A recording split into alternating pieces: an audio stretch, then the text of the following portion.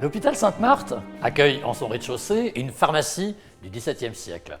Aujourd'hui, elle n'est accessible au grand public que durant les journées du patrimoine. Et c'est l'université qui nous a ouvert ses portes exceptionnellement pour la réalisation de ce documentaire. Une boutique d'apothicaire fut implantée dans l'hôpital dès 1553. On y trouve une quantité de pots et produits au nom pour le moins exotiques. On ne citera à titre d'exemple que la poudre de momie, le sang de dragon trônant au centre des médicaments, ou encore la drogue plus classique aux vertus aujourd'hui reconnues telles que le mercure et le soufre. Le gérant de cette pharmacie était nommé par le recteur. On en connaît encore aujourd'hui même le salaire, soit 25 écus par an, un bon salaire pour l'époque. L'apothicaire était à l'époque une sommité dans le monde de la science. 7 ans d'études chez un maître étaient nécessaires pour maîtriser l'art complexe de l'ethnopharmacologie. La pharmacie est, comme vous pouvez le constater, toujours dans son état d'origine. Sa désaffection à la veille de la Révolution française y est certainement pour quelque chose. Son matériel, notamment ses superbes urnes en faïence, proviennent de Montpellier et il est resté en place et dans un parfait état de conservation. Les ingrédients des concoctions de l'époque étaient dignes d'œuvres de fantaisie. Autant dire qu'il valait mieux les prendre sans se poser de questions sur leur composition.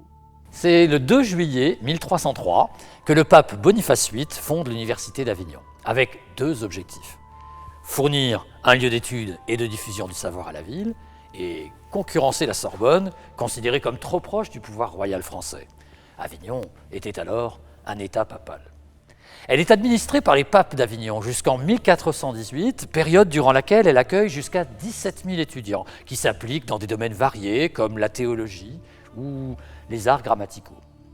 La Révolution ayant mené en 1791 au rattachement des États du pape à la France, elle connaît un coup d'arrêt le 15 septembre 1793 et ferme comme 26 autres universités françaises. La ville ne renouera avec l'enseignement supérieur qu'en 1963, avec la fondation d'une annexe de l'université d'Aix-Marseille. L'université d'Avignon ne renaît qu'une dizaine d'années plus tard, de manière autonome, en 1972, de la fusion de 2 unités de recherche présentes sur Avignon. Toutefois, le bâtiment n'est pas une université à proprement parler. Le campus Hannah Arendt est situé dans l'ancien hôpital Sainte-Marthe, bâti en 1354 grâce à un don colossal de la part du chevalier Bernard Rascasse. L'impressionnante façade de l'hôpital, de 175 mètres de long, a été bâtie sur presque 2 siècles. Elle a nécessité les travaux combinés de 3 grands architectes avignonnais, Jean Perru, Jean-Baptiste Franck et son fils. L'inadaptation des locaux et les ravages du temps obligèrent à y conduire d'importantes réhabilitations, de 1980 jusqu'à 1997, avant de pouvoir y accueillir des étudiants. Et c'est Jacques Chirac, alors président de la République, qui inaugura l'université officiellement. J'y étais. Faisant face à l'ancien hôpital, les jardins de la faculté sont un lieu privilégié par les étudiants et par les Avignonnais en général, notamment aux beaux jours. L'allée centrale, l'axe est-ouest, comme les jardins eux-mêmes, étaient il y a encore très peu de temps plantés de dizaines d'immenses platanes. Or, comme la plupart de ces arbres, la maladie les a condamnés à un abattage total. Mais au milieu des espaces de verdure se trouve un buisson bien singulier, renfermant une statue de la Vierge. Bien que l'université fût fondée par un projet de théologien, ce n'est pas la raison de sa présence. Alors que fait-elle là ? Quand il était encore en fonction, l'hôpital se devait de posséder un lieu où ensevelir les défunts.